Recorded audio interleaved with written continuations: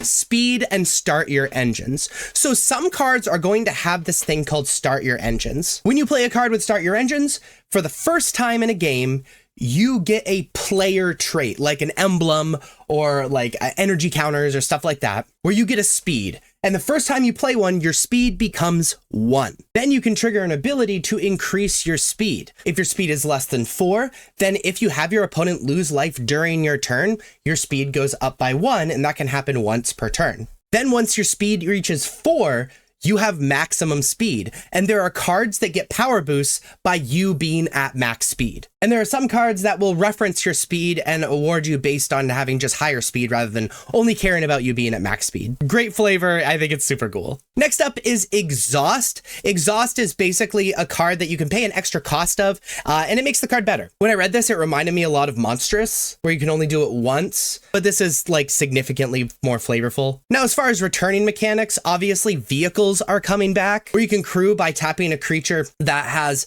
power equal to or higher than the vehicle's crew cost. You can also tap multiple creatures to crew it, and that vehicle becomes a creature. As well as obviously in a racing set, mounts and saddles are coming back, which basically rather than having an artifact that becomes a creature, you have a creature that gets more powerful when it is crewed or saddled. Then one of my favorite mechanics, cycling, is coming back. If you don't like a card in your hand, you're not going to use it, you can pay a cost to discard it and draw a card.